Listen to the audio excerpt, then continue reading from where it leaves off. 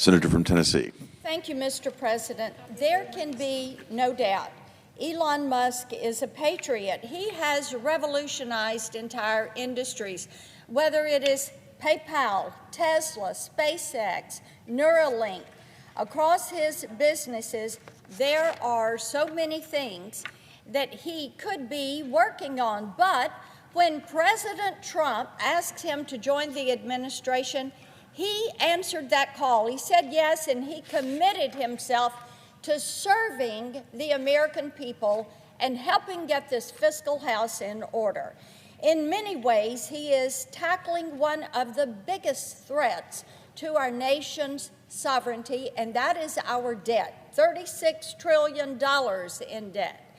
He understands that our fiscal path is unsustainable.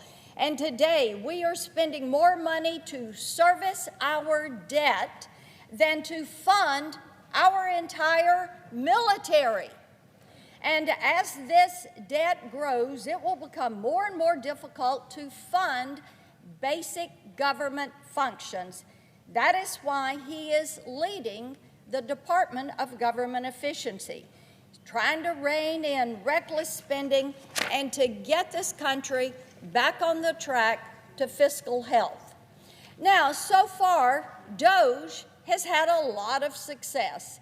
In just 2 months, they have identified $130 billion in potential savings by eliminating waste, fraud, abuse across the federal government.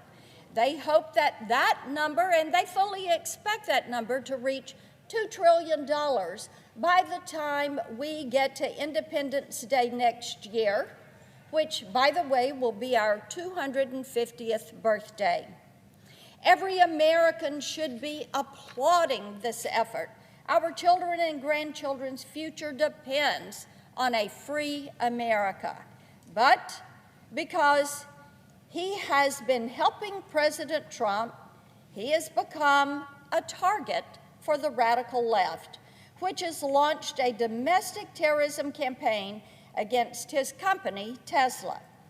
In Las Vegas, suspects set Tesla vehicles on fire with Molotov cocktails. In Oregon, a man shot up a Tesla dealership. And across the country, Tesla owners have had their cars destroyed with arson and vandalism. Now, some of these Democrat-aligned groups are organizing a global day of action on Saturday to target Tesla. The reason for this campaign is simple. In November, the American people rejected the left's radical agenda. They said, enough of this. Well, our friends across the aisle have lost the debate, but instead of making a better pitch to voters, they are trying to stop Republicans with violence and intimidation.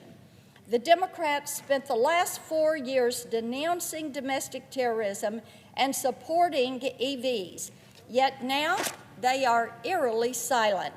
And when they do comment, they celebrate Tesla's setbacks. Tim Walz, Democrats' failed VP candidate, claimed he gets a daily boost from checking on Tesla's stock price, which has declined amid the terrorism campaign.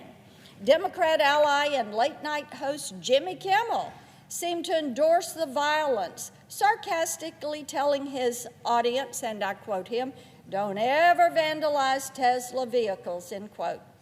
Last week, Democrat Congresswoman Jasmine Crockett said that all she wants for her birthday is to see Elon taken down. This rhetoric is inexcusable, and as the world's greatest legislative body, we should jointly condemn political violence.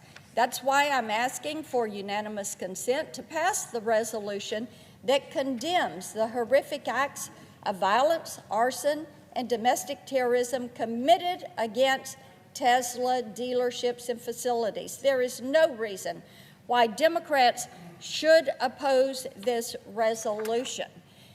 Mr. President, as if in legislative session and notwithstanding Rule 22, I ask unanimous consent the Senate proceed to the consideration of S-Res 146, which is at the desk.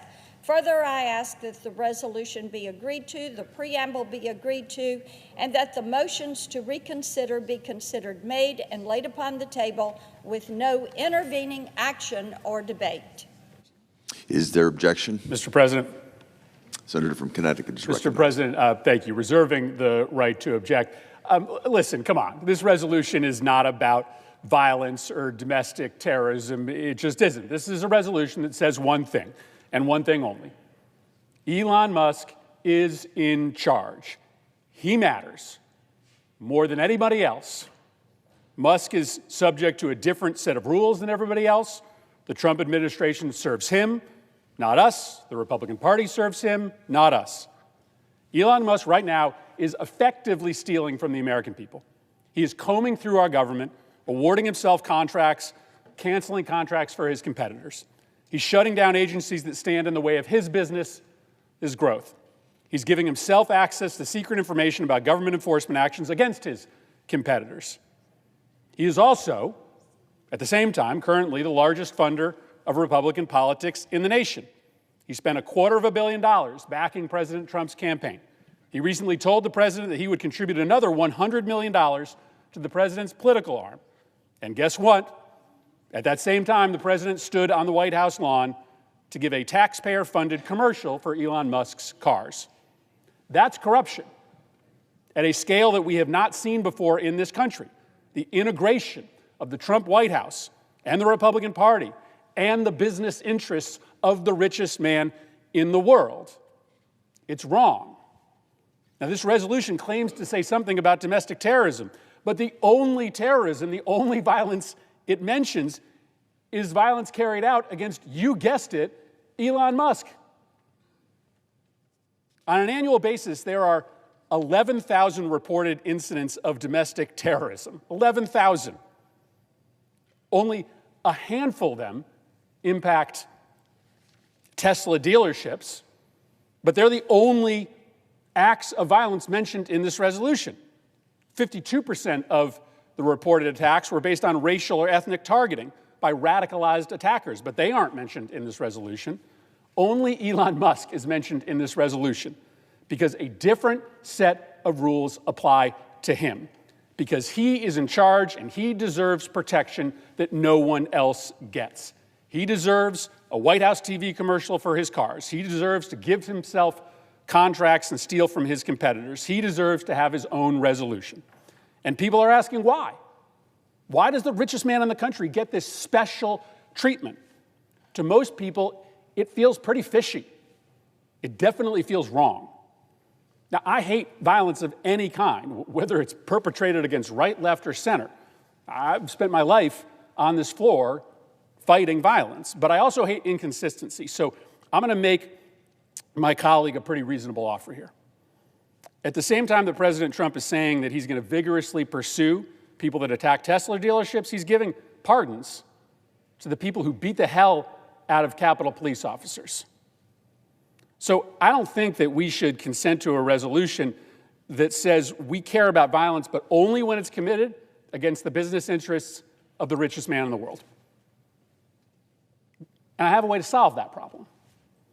Senator Murray has a really simple resolution, a resolution that expresses our disapproval of the pardons that were issued for the very specific set of individuals who on January 6th brutally attacked Capitol Police officers. Now, I understand that many of my Republican colleagues think that the people who trespassed here shouldn't have been prosecuted. Let's set aside that disagreement.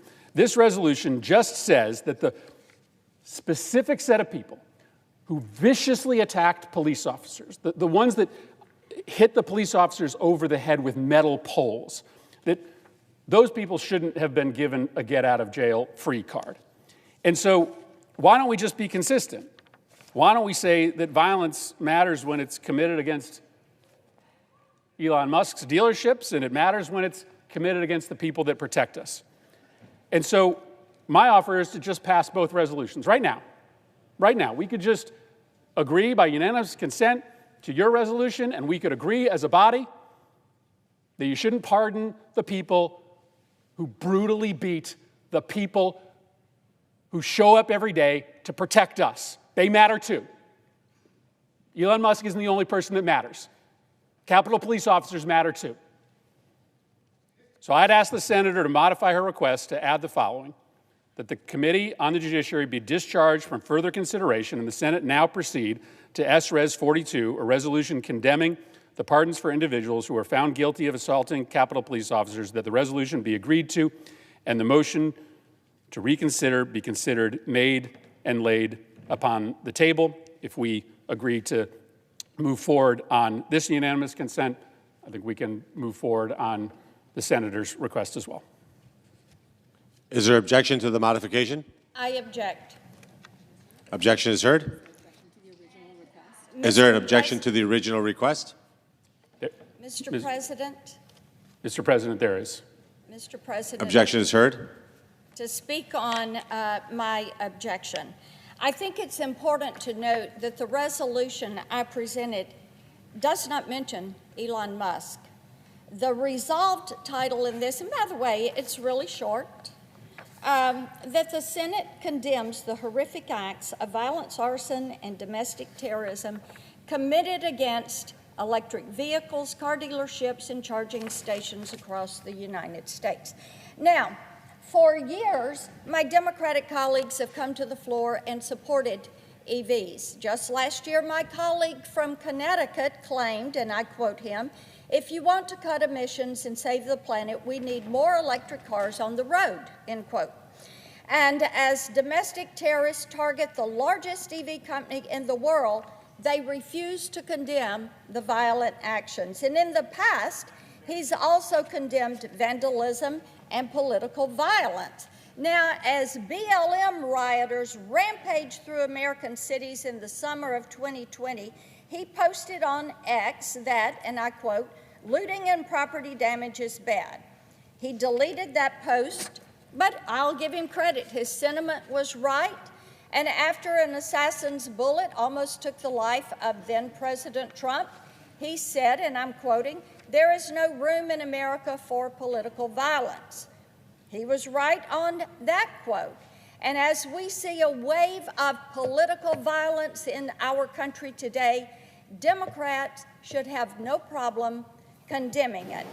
Now, to the resolution from my colleague in Washington, I find it interesting that they want to talk about lawlessness. For years, they've pushed policies that weaken law enforcement and promote crime.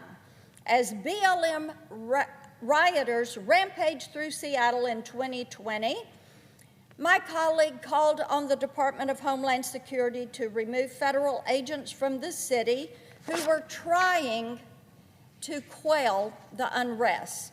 The U.S. Senate should be able to stand up to violence and support law and order. And today, they are stopping us from doing that. And when it comes to pardons, I think we should talk about pardons. In his final weeks in office, President Biden abused his pardon power to protect family members, free violent criminals, and make our country less safe. For years, President Biden claimed he would not pardon his son, Hunter. Yet, in December, Biden gave him an unconditional pardon for any federal crimes he may have committed over the course of a decade. Such an abuse of presidential pardon power has never happened in our nation's history. Just months before, Hunter had been convicted of federal gun crimes and tax offenses totaling $1.4 million. At the same time, evidence continued to mount that Hunter sold access to his father in foreign countries, including China and Russia. This was a multi-million-dollar influence peddling scheme and a Biden family affair. That's why just minutes before leaving office, the former president also pardoned his siblings and their spouses. They joined more than 8,000 people who received pardons and commutations from Joe Biden, including many violent criminals and murderers. With 1 foot out the door before leaving office, he commuted the death sentences of 37 of the 40 men on federal death row.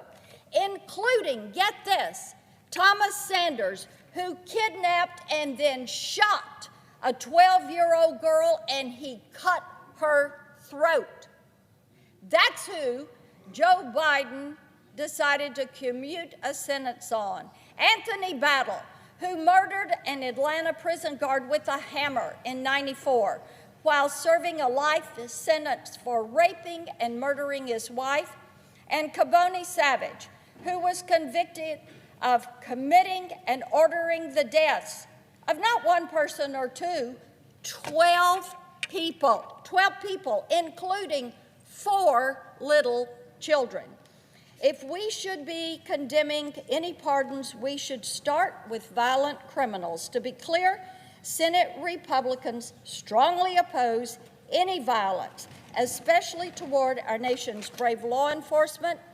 Our resolution states that all acts of violence are entirely unacceptable in the United States. I would encourage my colleagues to join me in passing this resolution. Instead, they've decided to play games with a sham counter resolution. Mr. President.